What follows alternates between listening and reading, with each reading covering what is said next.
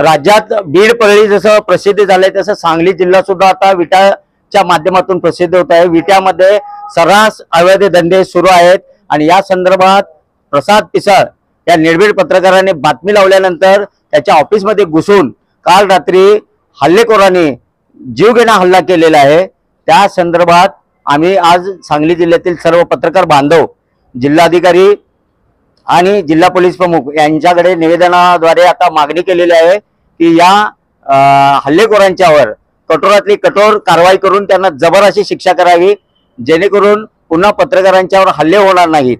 तसेच जे कोण संबंधित दोषी पोलीस अधिकारी आहेत की जे तेथील स्थानिक जे कोण अवैध धंदे करतात त्यांना पाठीशी घालतात त्यांच्यावरही कठोर कारवाई करावी अशी मागणी आम्ही आता जिल्हा पोलीस प्रमुख आणि जिल्हाधिकारी यांना केलेली आहे।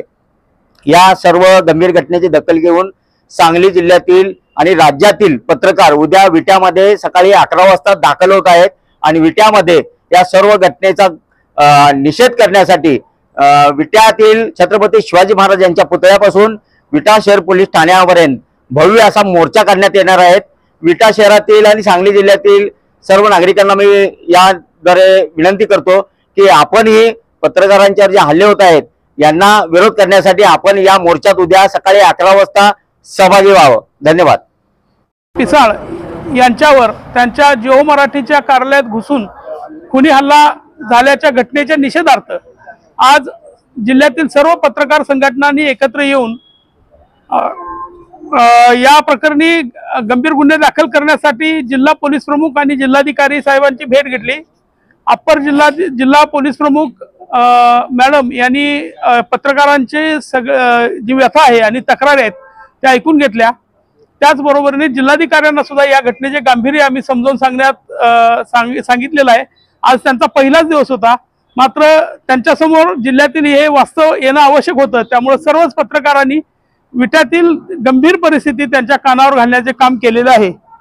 आम्ही या प्रकरणामध्ये संबंधित गुन्हेगारांच्यावर खुनाच्या प्रयत्नाचा गुन्हा दाखल करण्याची आणि त्या मागचा मास्टरमाइंड शोधण्याची सुद्धा मागणी केलेली आहे।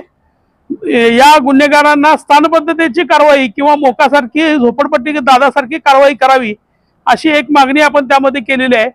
याशिवाय विटा शहरातील आणि विटा खानापूर तालुक्यातील ज्या गुन्हेगारी कारवाया सुरू आहेत, एखाद्या अंडरवर्ल्ड प्रमाणे हे सगळा कारभार सुरू आहे आणि तिथल्या लोकांना, तिथल्या व्यापाऱ्यांना, तिथल्या सर्व क्षेत्रातील माणसांना दबावाखाली घेणं, सावकारी, अपहरण, खुनाचा प्रयत्न, खून अशा ज्या घटना घडत आहेत या सगळ्या मागे ज्या गुन्हेगारी कारवाई आहेत हे सगळ्या थांबवण्यासाठी आणि एमडी ड्रग्ज सारखं प्रकरण झालंय तर विट्यासाठी स्वतंत्र एक टास्क फोर्स निर्माण करण्यात यावा अशी आपण मागणी केलेली आहे। जिल्हा पोलीस प्रमुखांनी ती मागणी मान्य करावी आणि कारवाई करावी अशी आपली मागणी आहे। पोलिसांची बाजू घेऊन सत्य परिस्थिती मांडणाऱ्या पत्रकारांच्यावर जर हल्ला झाला असेल तर जिल्ह्यातल्या पत्रकार कुठलाही सुरक्षित नाही हे विट्याच्या घटनेनं दाखवून दिलेलं आहे। त्यामुळं उद्याच्याला आम्ही या संदर्भात विट्यामध्ये आंदोलनाची घोषणा केलेली आहे। विट्यातील सर्व नागरिकांनी आम्हाला पाठिंबा दर्शवलेला आहे आणि त्यानुसार उद्याच्याला 11 वाजता शिवाजी महाराजांच्या पुतळ्यापासून विट्यात मोर्चा निघणार आहे विटा पोलीस ठाण्यावर। यामध्ये जिल्ह्यातील सर्व पत्रकार सहभागी होतील आणि त्याचबरोबरीने विटा शहरातील वेगवेगळ्या क्षेत्रातील आणि वेगवेगळ्या संघटना नेत्यांना विनंती केलेली आहे आपली भूमिका स्पष्ट करा आणि अशा गुन्हेगारांच्यावर कारवाई करा। जिल्ह्यात पत्रकारांच्यावर हल्ले होताना आम्ही कुणीही पत्रकार सहन करणार नाही।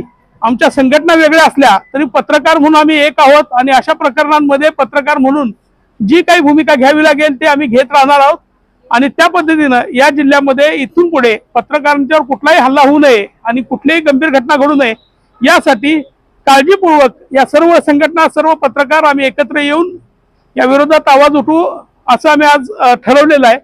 आणि प्रशासनाला आमची विनंती आहे की आम्हाला पुन्हा आंदोलनाला बसण्याची वेळ येऊ देऊ नये। विट्यातलं उद्याचं जे आंदोलन आहे त्या आंदोलनानंतर या प्रकरणी टास्क फोर्स निर्माण केला जावा, कारवाई केली जावी अशी आमची मागणी आहे। तसं झालं नाही तर जिल्हा पोलीस प्रशासनाला कुठलंही सहकार्य न करण्याचं आम्ही ठरवलेलं आहे। आजपर्यंत आम्ही पोलिसांच्या सगळ्या बाजूने चांगल्या वाईट सगळ्याच बातम्या देत आलो आहोत, पण काही वेळेला त्यांच्या पाठीशी उभं राहणं गरजेचं असतं। पण जर अशा प्रकरणामध्ये हल्ला होत असेल आणि पोलीस प्रशासन जर आमच्या पाठीशी नसेल, पत्रकारावर खुनी हल्ला होणार असेल तर आम्ही असहकाराची भूमिका नक्कीच यामध्ये स्वीकारू असं आम्ही ठरवलेलं आहे आणि ती वेळ आमच्यावर आणू नये अशी आमची त्यांना विनंती आहे.